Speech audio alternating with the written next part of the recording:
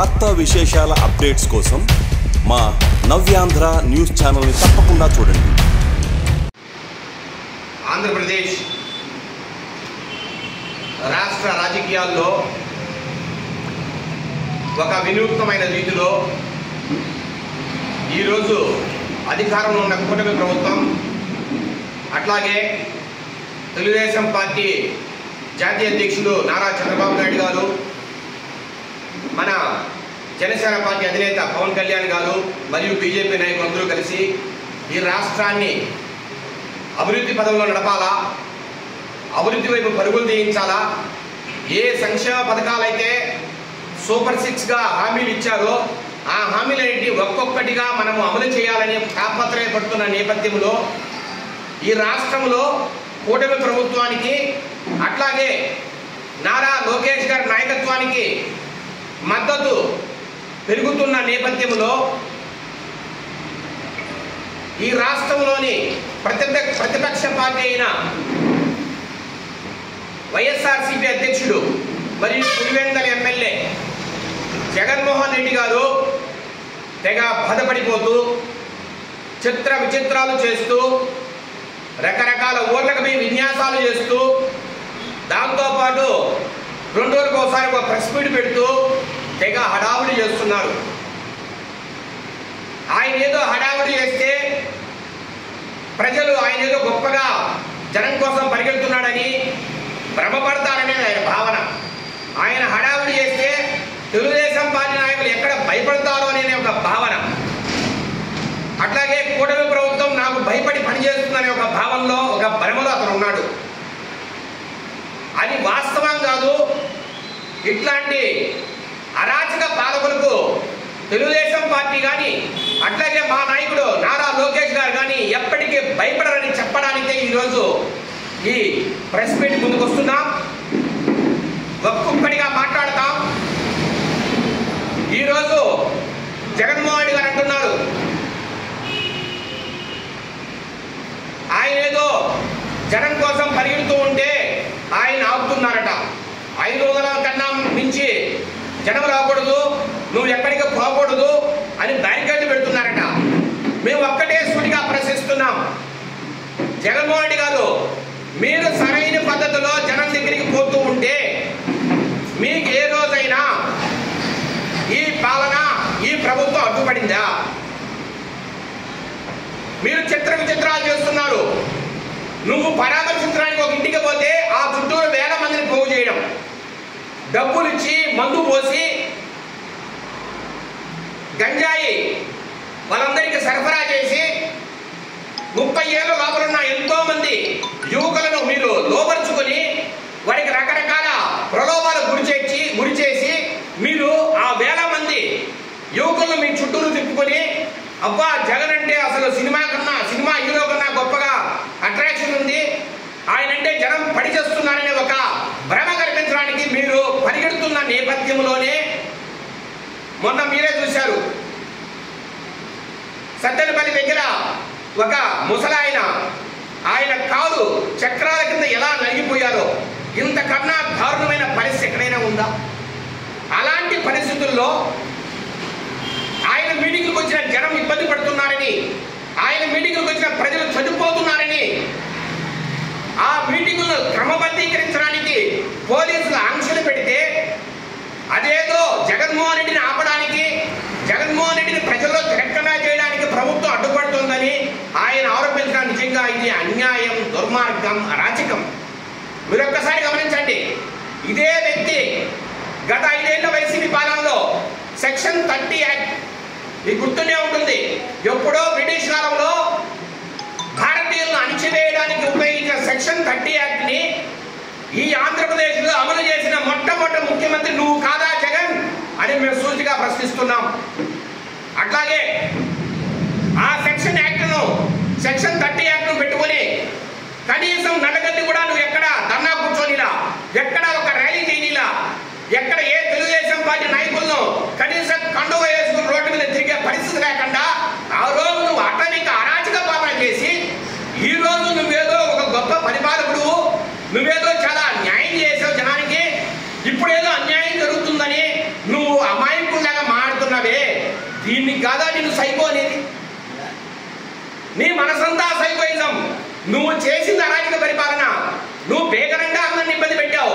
కానీ ఈరోజు ఏమి తెలియని అమాయకుల్లాగా ఇది న్యాయమా, ఇది ధర్మమా, ఇది ఏంది చంద్రబాబు, నా మాట మా వారే వినరంట. ముఖ్యమంత్రి నువ్వైతే మీ వాళ్ళేంది నీది? రేపు మళ్ళా నిజంగా నువ్వు వస్తానని కలగంటున్నావు. నిజంగా నువ్వు వస్తే ముఖ్యమంత్రి నువ్వు అవుతావా, నీ వాళ్ళు అవుతారా? మా వాళ్ళు నా మాట వినరంటే ఏం చేస్తారు?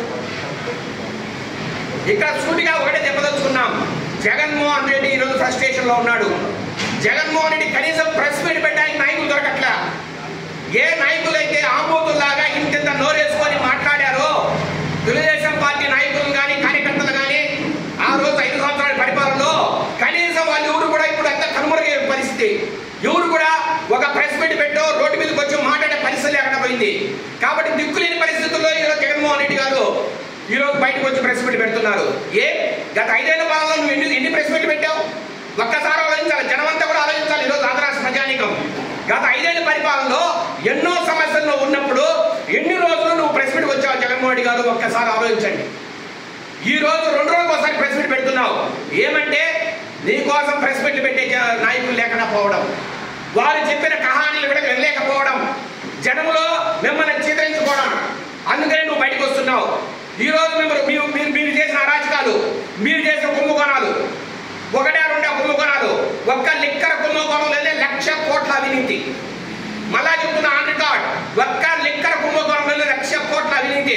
ఆ 1,00,000 కోట్లలో 40,000 కోట్లు ఒక్క ఈ రాజపడి మిథున్ రెడ్డికే వచ్చాయి డబ్బులు. ఆన్ రికార్డ్ చెప్తున్నా ఏమాట నేను, 1,00,000 కోట్లలో 40,000 కోట్లు రాజంపేట ఎంపీ మిథున్ రెడ్డికి ఏ రకమైన కేసులు పెట్టకుండా, ఏ రకమైన ఇబ్బందులు గురి చేయకుండా వాళ్ళు ప్రజల్లో పోవడానికి ఎలా రక్షణ కల్పిస్తున్నారు ఒక్కసారి రాష్ట్ర ప్రజలంతా ఆలోచించాలి. ఆయన ఏదో సినిమా డైలాగ్ చెప్తాడు, రప్ప రప్ప అంటాడు, అదేదో ఇట్ అంటాడు. సిగ్గులేదా జగన్మోహన్ రెడ్డి? మీ నాయన రాజశేఖర రెడ్డి బతికిన బతికేంది, నువ్వు చేసే పనులేంది? ఒక ప్రెస్ మీట్కి వచ్చి కూర్చొని ఒక నేషనల్ మీడియా ముందు, అట్లాగే ఆంధ్ర మీడియా ముందు ఇట్టంటావు ఏంటి అసలు? ఒక ముఖ్యమంత్రి చేయాల్సిన పని అది. సిగ్గు లేదా నీకు? ఒక ముఖ్యమంత్రి ఎంత హుందాగా ఉండాలి అంటే నువ్వు ఇట్టంటే భయపడిపోతావా?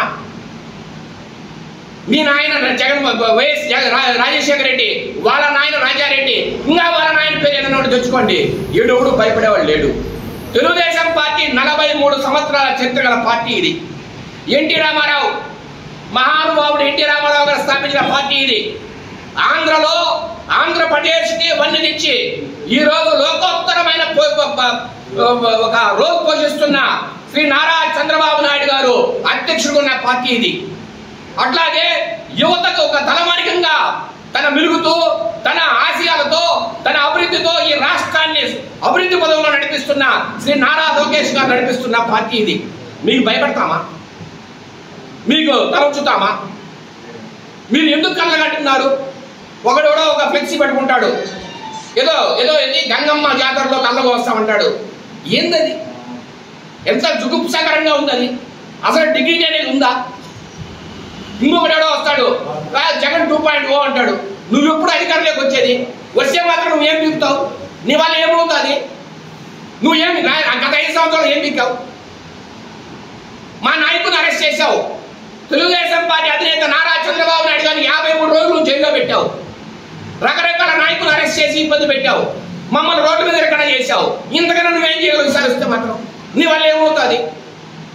నువ్వు పులివెందుల రెడ్డి అయితే మేము రాజంపేట కట్టం, మేమేం భయపడేవాళ్ళం కాదు మీకు. అది గుర్తుపెట్టుకో జగన్మోహన్ రెడ్డి. నువ్వు మేము అండగా ఉన్నాం తెలుగుదేశం పార్టీకి. ఇలాంటి ఎంతో మంది నాయకులు చాలా మంది అండగా ఉంటారు తెలుగుదేశం పార్టీకి. నారా లోకేష్ గారిని కానీ, నారా చంద్రబాబు నాయుడు కానీ నువ్వు ఏమి పీకలేవు. ఇంతకన్నా నేను ఎక్కువగా మాట్లాడలేదు ఏ ప్రెస్ మీట్లో కూడా. నీకు చెప్తుంటారా ఎక్కడ తెలుసుకుందాం. లేదంటే నీ వంటి మాటలు, లేదంటే నీ పక్కన సామంతరాజులు, మిథున్ రెడ్డి కానీ, ఆగిపడి అమ్మనాయుడు కానీ, ఇంకొక రెడ్డి కానీ, ఎవరైనా సరే రమ్మను, ఏడైనా తెచ్చుకుంటాం.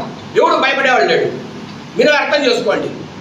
నువ్వు పొద్దున్న లేచాంచి నువ్వు ఇట్లా ఏదో నువ్వు ఇట్లా ఓ పక్క ఇంట్లో పక్క రపరపలు గిప్పగిప్పలు ఇవన్నీ చాలా చూశాను నేను. మమ్మల్ని భయపడించేంత సత్తా నీ దగ్గర లేదు. అధికారంలో ఉన్నాం కాబట్టి ప్రజలకు మేము రెస్పాన్సిబుల్ కాబట్టి ఇంతకన్నా మించి మాట్లాడితే బాగోదు కాబట్టి మాట్లాడట్లా. లేకపోతే ఏ స్థాయిలో నేను మాట్లాడలే సత్తా మా దగ్గర ఉందని గుర్తుపెట్టుకో జగన్మోహన్ రెడ్డి గారు. మీకు ఎవరికి భయపడేవాళ్ళం కాదు మేము. దయచేసి ఇప్పటికైనా మీ అవాకులు చవాకులు మానండి, ప్రతిపక్ష పాత్ర పోషించండి. మీరు ప్రజల్లోకి వెళ్ళి ప్రజల మనసును దోచుకోండి. కానీ తెలుగుదేశం పార్టీ నాయకులు భయపెడతామంటే మాత్రము మీ తాత తరం కూడా కాదని మరొక్కసారి మనవి చేస్తూ, మీరు చేసే స్కాములు, మీరు సంపాదించిన లక్షల కోట్లు మొత్తం బయటకు వస్తాయి. ఈరోజే నిన్న చూశాను నేను, హైకోర్టు స్టే రద్దు చేసింది. హైకోర్టు ముందస్తు బెయిల్ పిటిషన్ రద్దు చేసింది మిథున్ రెడ్డికి. నెక్స్ట్ మనోడే మిథున్ రెడ్డినే నెక్స్ట్ లోపలేసేది. ఇంకా ఎంతమంది ఉన్నారు ఈ మాదిరిగా? ఎందుకంటే మీరు చేసిన అరాచకాలు అట్లాంటి. మీరు వేల కోట్లు సంపాదించారు, ప్రజల ఆరోగ్యంతో ఆడుకున్నారు. మీకు తెలీదా? ప్రజలకు తెలీదా? మిథున్ రెడ్డి కానీ పిఎల్ఆర్ కంపెనీ కానీ ఎంత దారుణంగా దోచేసిందో. కొన్ని లక్షల ట్రిప్పుల శాండ్ను, ఇసుకను ఇదే అన్నమయ్య జిల్లా నుంచి బెంగళూరు తరలించారు. మొత్తం 4-5 జిల్లాల్లో గ్రానైట్ ఎవరన్నా క్వారింగ్ చేయాలన్నా, లేదంటే మట్టి తోలుకోవాలన్నా, శాండ్ తోలుకోవాలన్నా, ఏం చేయాలన్నా సరే మీ పర్మిషన్ ఉండాల్సిందే. ఎవరైనా క్వారీ యజమాని మీ మాట లేదంటే 2 కోట్లు 3 కోట్లు ఫైన్ వేయించారు మీ నాయన ఆ మంత్రిగా ఉన్నప్పుడు, మైన్స్ మినిస్టర్గా ఉన్నప్పుడు. ఇంతకన్నా అన్యాయం ఎక్కడైనా ఉందా? నువ్వా మాట్లాడేది ప్రజాస్వామ్యం గురించి? జగన్మోహన్ రెడ్డి సిగ్గుందా అసలు నీకు? అని ఒక గంట మాట్లాడగలను నేను ఈ మాటలు.